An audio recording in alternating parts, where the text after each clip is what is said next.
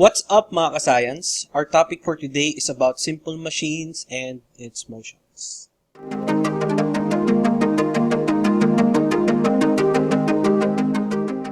Now students, before we proceed, I would like you to look at Noah's Ark.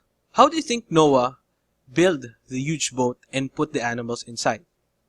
You can pause the video and think about the materials and tools he used in making it. If you guessed that he used machines in making it, you are correct. But machines back then were not as complicated as they are now. And with that, today we will focus on simple machines and its motions. Let's look at the chapter concept map. And we will still notice that it's still about energy. We will also relate our learning about energy on how simple machines work. If you haven't watched the previous video yet, you can check it out on my other videos on my channel before proceeding with this lesson. Now, energy exists in different forms: mechanical, chemical, electrical, radiant, sound, and thermal. And energy is also needed by a machine that has simple types, called the lever, inclined plane, screw, pulley, wedge, and wheel and axle. I know you have a lot of questions about it. Like for example, what are simple machines? How do they help in doing work? And can you tell how each simple machine helps in making work easy? Don't worry, all of these questions will be answered as we go through this discussion. Simple machines are mechanical devices that can be used to change the direction of a force or multiply force, also known as change in magnitude. Simple machines, it can be used to change energy from one form to another. And for example, work is done to the hammer if you raise it to hit a nail. Total recall time. What are the four energies present in this picture? Start with holding the hammer. You can pause the video and identify the four energies present in this picture.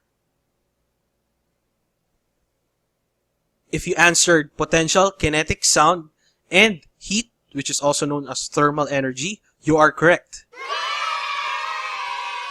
It starts first with you or a person holding the hammer, which is potential energy.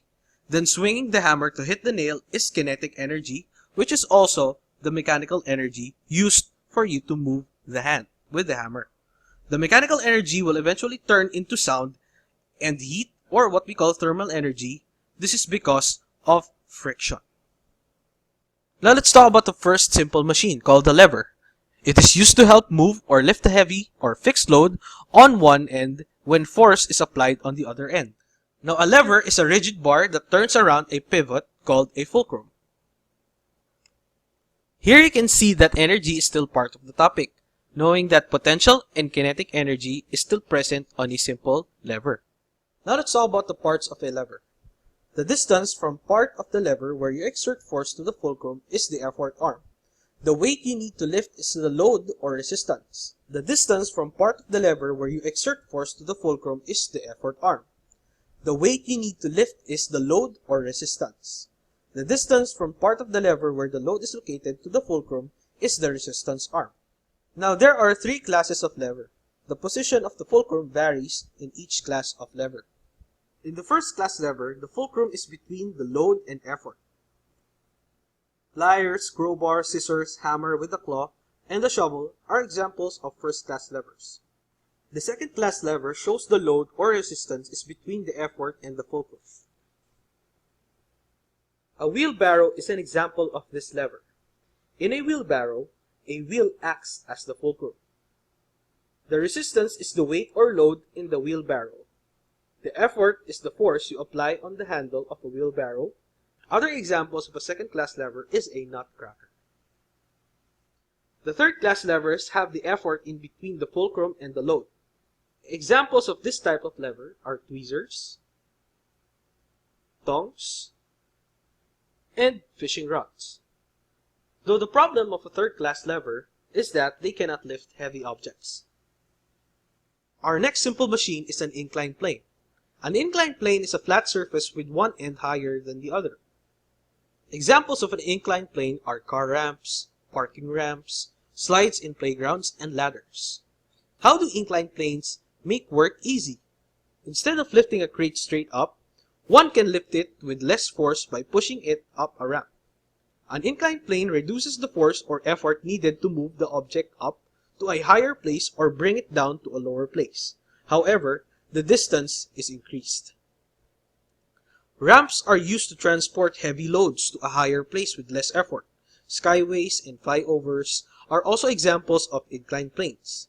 They are built in such a way that motor vehicles rise gradually with lesser effort. Another example of a simple machine is a screw. A screw is an inclined plane, wrapped around a cylinder or a pole. It is used to hold things together like pieces of wood, to support parts of furniture, or pieces of metals that make up a machine. A screw has two important parts, a thread and a pole, or what we call cylinder. The distance between the thread is called a pitch. A very common example of a screw that works efficiently is a jack screw. So let's see. So if you have a car at home, you will find this machine in the back compartment of the car. With a very little effort exerted on its handle, a jack screw can lift one part of the car. Now we proceed with the wedge. What is a wedge? A wedge is sometimes referred to as a double inclined plane. Inclined plane and the wedge have similar shapes, but they differ in how they are used. The wedge has a sharp edge and usually used for cutting and splitting objects. An application of a small force can already overcome a large resistance. An example of a wedge is a very sharp knife that is used in cutting meat. Without a knife, one will have difficulty cutting meat with the hand. The sharper the edges of the wedges, the lesser effort is needed to overcome resistance. Next is the wheel and axle. Examine the opposite wheels of a toy car. How are they connected? The wheels of a car are connected by a circular rod.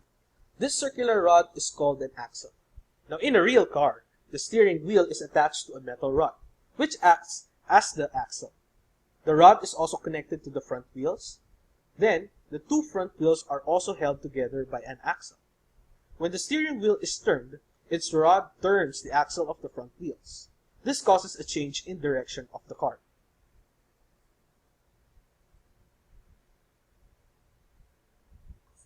Here are some examples of wheel and axle. Lastly is a simple machine called pulley. A pulley is a simple machine that changes the direction of the force. There are three kinds of pulley. Let's start first with the fixed pulley. A fixed pulley does not travel with the load. The load is attached to the one end of the cord that passes through the pulley, while the effort or force is applied on the other end of the cord. The load moves up when a downward force is applied to the other end of the cord. Another example of a fixed pulley is found attached to the top end of the flagpole. The load or resistance is the flag, and the effort is the downward force applied on the cord to raise the flag. Another example of a pulley is a movable pulley. A movable pulley moves along the rope together with the load.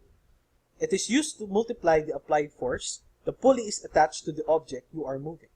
However, a movable pulley does not change the direction of the applied force.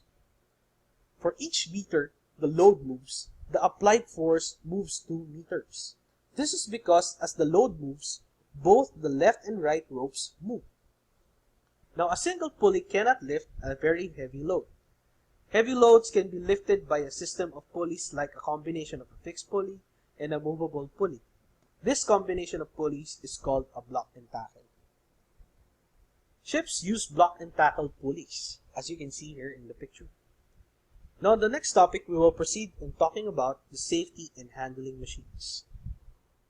If you have questions about the topic, feel free to type it in the comments below. If you learned something today, don't forget to like this video, and if you're interested in more educational videos to come, click that subscribe and notification bell to be notified on the latest videos. I'll see you guys on my next video. And don't forget, you are your only limit.